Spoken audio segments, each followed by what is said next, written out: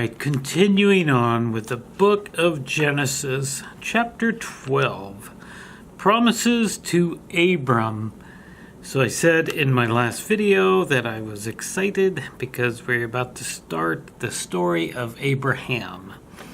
And Abraham starts out as Abram, and God would later on change his name and his wife's name as well later on in the story to Abraham.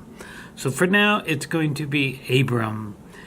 And the book of Genesis will end with Abraham's great-grandson, Joseph.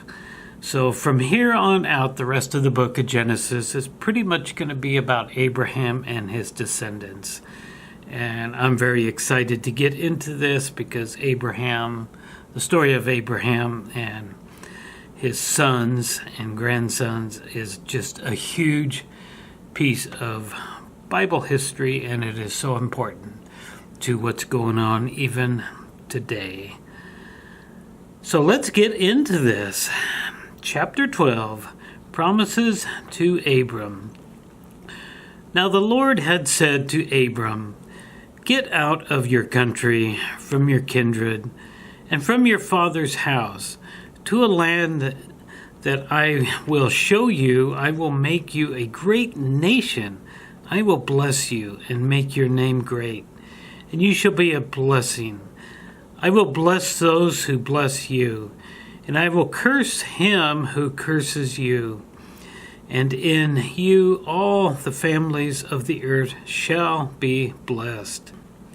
Verse 4, So Abram departed as the Lord had spoken to him, and Lot went with him.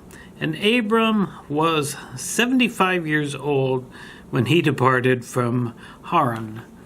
Then Abram took Sarai, his wife, and Lot, his brother's son, and all their possessions that they had gathered, and people whom they had acquired in Haran. And they departed to go to the land of Canaan. So they came to the land of Canaan. Verse 6, Abram passed through the land to the place Shechem as far as the Terebinth tree to Moreh. And the Canaanites were then in the land. Verse 7, Then the Lord appeared to Abram and said, "To your descendants I will give you this land." And there he built an altar to the Lord who had appeared to him. And he moved from there to the mountains east of Bethel, and he pitched his tent, with Bethel on the west and Ai on the east. There he built an altar to the Lord, and called the name of the Lord. Verse 9, So Abram journeyed, going on still towards the south. Verse 10, Abram in Egypt. Now there was a famine in the land, and Abram went down to Egypt to sojourn there. For the famine was severe in the land, and it came to pass, when he was close to entering Egypt, that he said to Sarai his wife, "Indeed I know that you are a woman of beautiful countenance. Therefore it will happen when the Egyptians see you, that they will say, 'This is his wife,' and they will kill me, but they will let you live. Please say that you are my sister, that it may be well with me for your sake, that I may live because of you." Verse 14, So it was when Abram came to Egypt that the Egyptians saw the woman, that she was very beautiful. The prince of Pharaohs also saw her and commended her to Pharaoh, and the woman was taken to Pharaoh's house. He treated Abram well for her sake.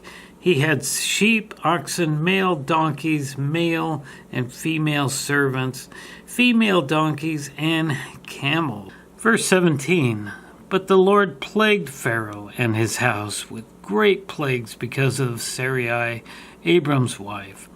And Pharaoh called Abram and said, "What is this you have done to me? Why did you not tell me that she was your wife? Why did you say she is my sister? I might have taken her as my wife.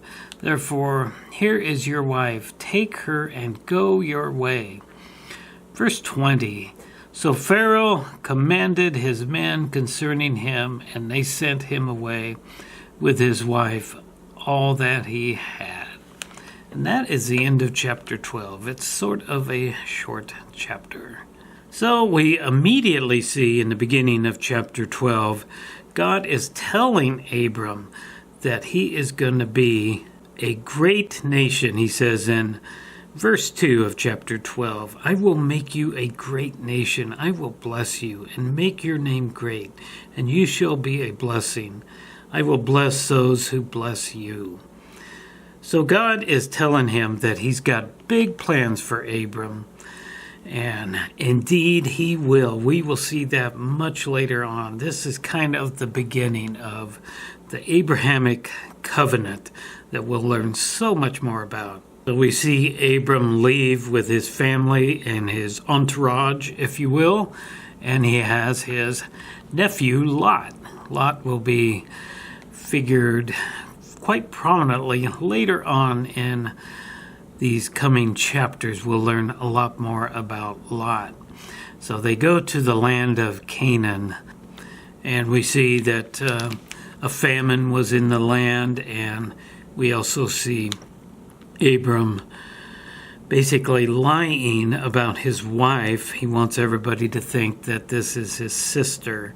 Now, in our next video, we will read chapter 13 and find out more about Abram. That's it for now. If you like this video, please like and subscribe, and I'll see you next time. God bless.